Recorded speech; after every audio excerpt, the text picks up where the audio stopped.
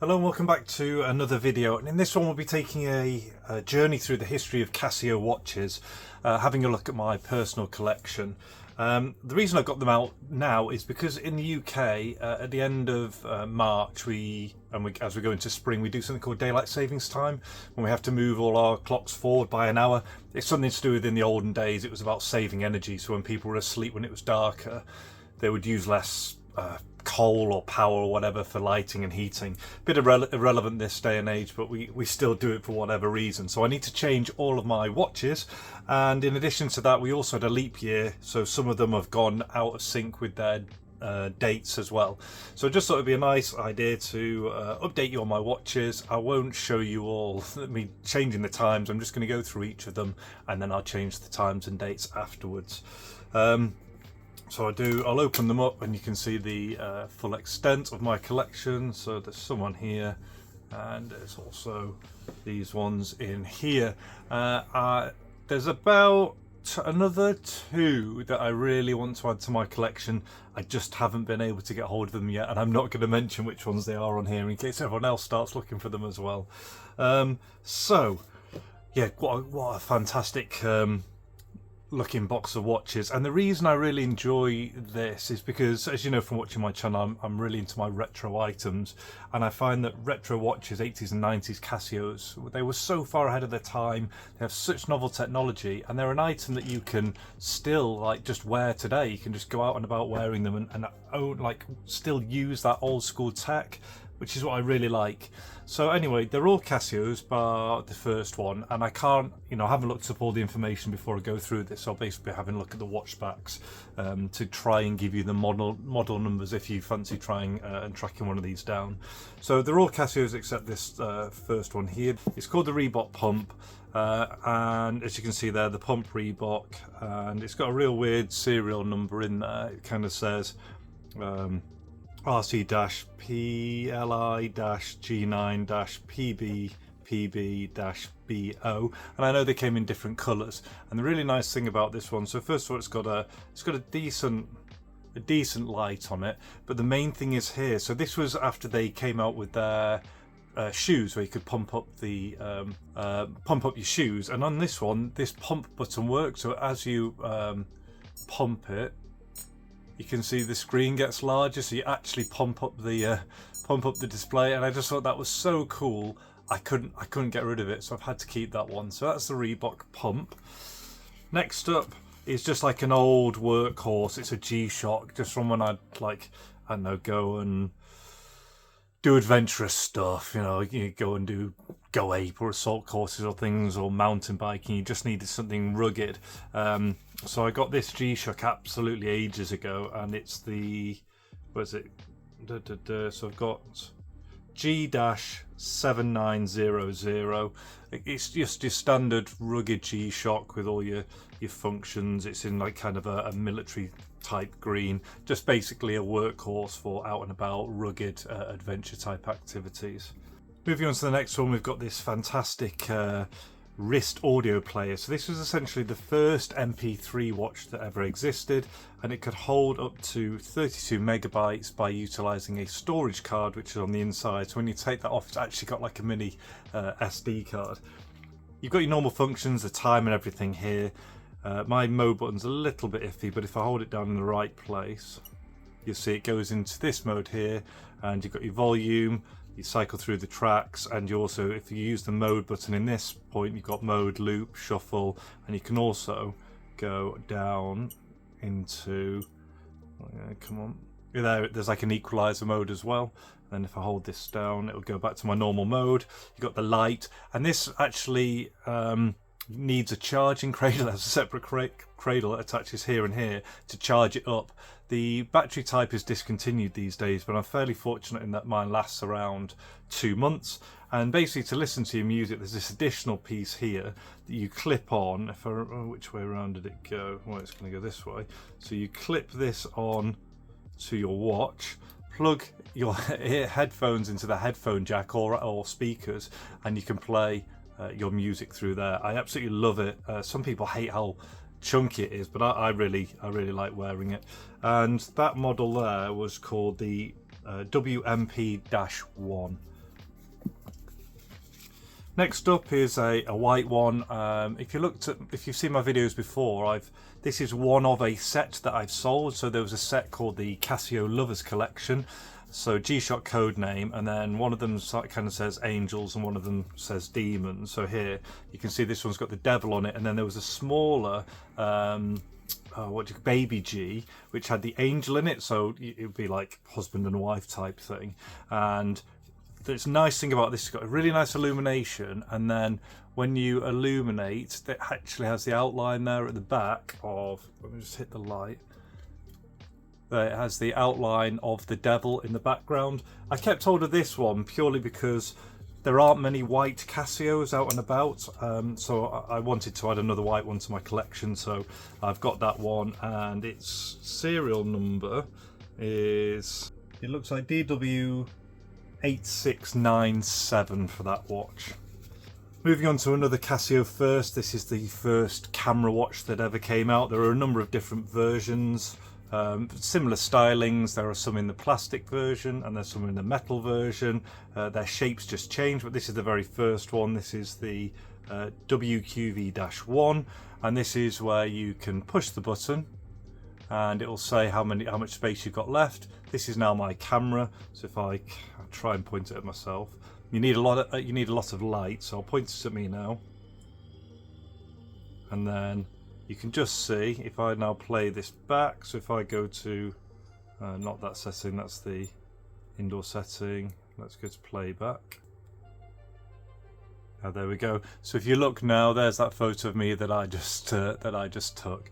But yeah, a really fun watch, and again another Casio first. And what you could do, see the IR setting. If you watch my videos in the Casio section, I had two different ones, and you can transfer through infrared through one watch to the other, which is also awesome. Next one, two of the TV watches. If I had to pick any of these to be my all-time favorite, it would be this one here. So it's the wrist remote controller.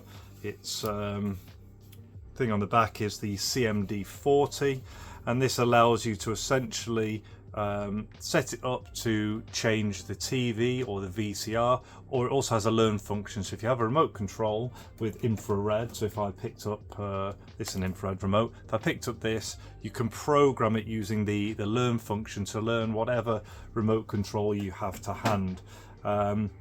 Yeah, just like an absolutely brilliant piece of technology. Still works, except for those very modern TVs that are kind of over Wi-Fi. Just great proportions, style, technology, really great.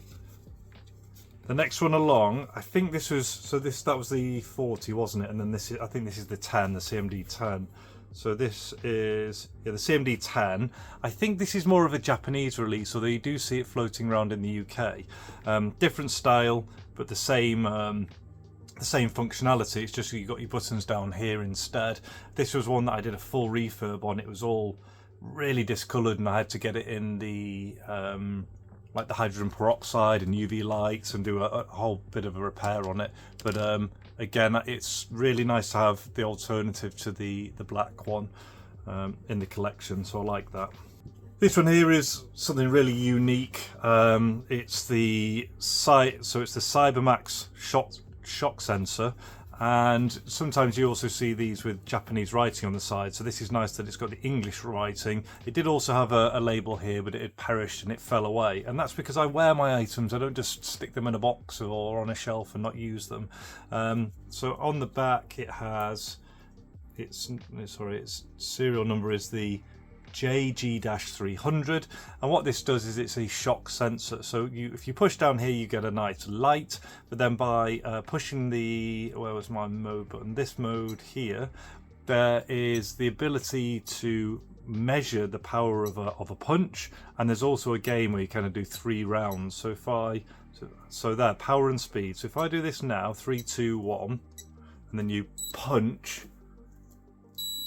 it will then measure and go, look, power was 5, speed was 7. I mean, I'm probably doing it the wrong direction, but you get the idea. I just thought that was so cool.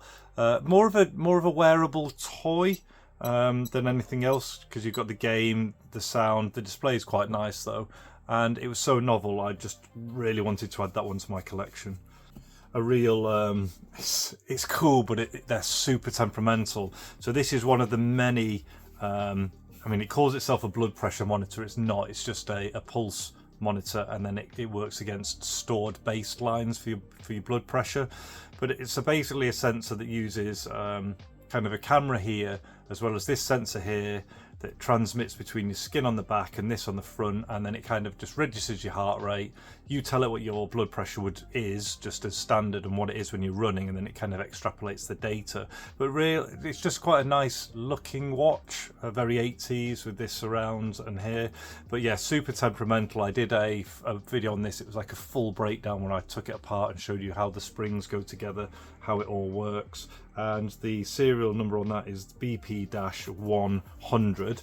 Now with these ones as well, I think a lot of them are replacement straps, but I found these ones in particular they perish really easily, and as soon as you put them on, they just snap here because the holes go right to the edge, and so they just don't last very long. And getting the replacements, I think I pretty much had to get them in from Europe. Next one. It's very cool, just have a thermometer watch.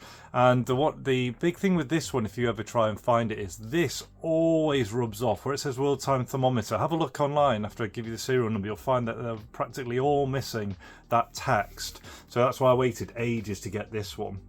And it's the TS-150, and it's as simple as it says. It's got a thermometer on here. You have a map at the top, and you can change whether you're wearing it or not wearing it, and it will also store data periodically, so that you can go back and have a look at what were the highs and lows. So currently I'm just cycling through there. Here, London, Paris, it's giving me the highs and lows of the month here. I think just based on probably statistical data. I don't think any of this is updating. It just got put in when it was made, and I think it just kind of stays there. I mean, how else would it update? These two at the back are just your kind of standard cheap wear anytime, any day watches. These are the Casio F91W, which have been in production for ages, and there's loads of colorways with them.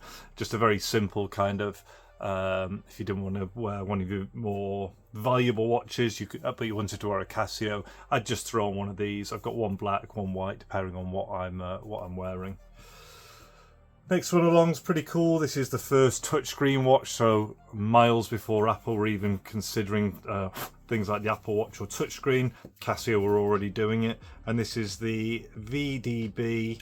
I think that's for data bank, VDB-101. What it has is there's like a thin grid of tactile stuff that then maps across the tops of these. You're not really seeing that particularly well. So if I touch, for instance, that top right button, it will go to there. If I go back to that, that's the main menu again. You've got your edit functions. You have a password protected folder. You can put in your information in here and scroll through. You've got a light as well, but really cool. It's weird because I love the technology on this one. I just don't wear it that much. It just doesn't go with my more casual vibe. That would be, I don't know, business casual back in the day maybe. You're wearing your technology and you've got your pager numbers in. So that's probably my least favourite of these. This one I've had for ages, just as like, again, a bit of a workhorse. I just loved the look of it with the map and the gauge up here, like very, I don't know, very 80s, very military. I just thought it was a really nice watch. And this one is the AE-1200WH, and yeah, purely just got it because as you cycle through, it goes through it highlights the different countries in black. Just a really well proportioned, nice looking watch. Up at the front, again, I've had this one for ages, so the white's kind of fading away. This was again a case where there aren't a lot of white Casios out there, and I saw this one and really liked it. It's it's another G-Shock, and this is the GLX-5600, and it's the wave scepter one. So what it does is it allows you to go through, and the idea is that depending on what time of the month it is, or day or location, it will then read out up here where the moon is, so you can see it's kind of half full on there, and where the tide would be. So you've got, and then back to home time. So that's what that one's supposed to do. Really, it's just it's just a nice display with the tide and the moon on. I'm not actually going to use that in anger. These two at the front are not full of tech, but I recollect a lot of stuff I had as a child if I remember things. And these are like basically my first ever Casio models. I think this one came out first. This is the kind of thing I had at primary school. This is the kind of thing I had at secondary school. So I'll tell you what, let's just stay in order.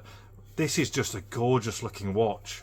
It's the W727H, and just the way it comes in different colours, but this version here has the black. It's, you know, it's a classic Casio Illuminator, black with gold, and the dials going round. And what's really nice is these fill up with the seconds hand, so you can see them on 12, 13, 14, 15, and then one of these segments will vanish, and then it will go round again, and then when I get up to 20 seconds it adds one there, and then 21, 22. So those segments going round reflect the seconds and the minutes. It's just a really gorgeous looking watch. I'm just really glad I remembered having that one. Look at this old school Casio Illuminator again. It's the size of it is so small, but it's just it brings back so many memories for me. This is the W-94H, again just with a nice light inside there. It's got these again. It's nice because you have the seconds kind of moving up that little dial just there, going up, and then I can't remember. And then yeah, depending on what selection you have, it also changes the little segment inside there. So yeah, another one I'm glad to have.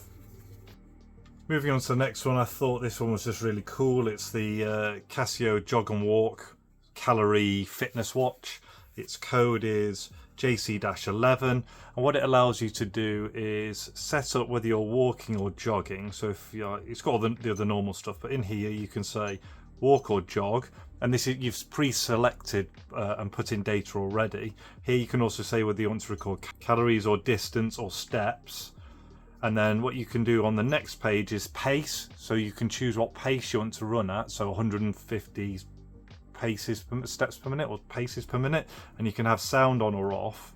So here, so that's 150, and you can go faster as well or slower, so down to let's say 100. So you know what pace you're running at, so you've told it you're running at this pace, and then when you go back to this section here, you're then saying, right, I'm going to be jogging, and I want it in calories, and you start, and that's then you running at 100 per minute, and then when you stop, it will then give you a readout of the calories in that section there, or the steps, or the distance, based on again the details that you give it. And we have reached our very final one. It's the, for everyone who loves retro tech, you've got to have a Casio calculator watch. This is the one that's been around since the 80s, but they still make exactly the same model today. So it's the CA-53W, so you can go and buy this right now, and that's the tricky thing because it looks so similar to the 80s one, they're hard to tell apart. I think this is an older one because it's something to do with the WR not being underlined, so I think this is more of an 80s one. But yeah, you just use the buttons for the calculator, you just cycle through. So this would be the calculator, so 7 plus 9 equals, so you get that, and then it will just reset when you cycle through. And then you've got your other functions, alarm, dual time, stopwatch, where the functions double up. But yeah, you've got to own one of these if you're into your retro tech and Casios. Wow, I really hope you enjoyed that video. That was a real canter through really a history of Casio watches. Casio have always innovated, always through the 80s and 90s. We've got lots of firsts here. First camera watch, first MP3 player. We've got thermometers, blood rate monitors, first touchscreens, some early illuminators, a fitness watch, the calculator, some fantastic TV watches, and we've got the Reebok Pump in there for good measure. I'm not going to spend about God knows about an hour changing the dates and times on all of these. If you like the video, please like, subscribe, comment as well if you'd like any more in-depth videos on any of these. I think I've done an in-depth one on here. Potentially people would like to see the MP3 player, or maybe even the Cybermax. But I hope you enjoyed the video. Until the next one, all the best. Take care and see ya.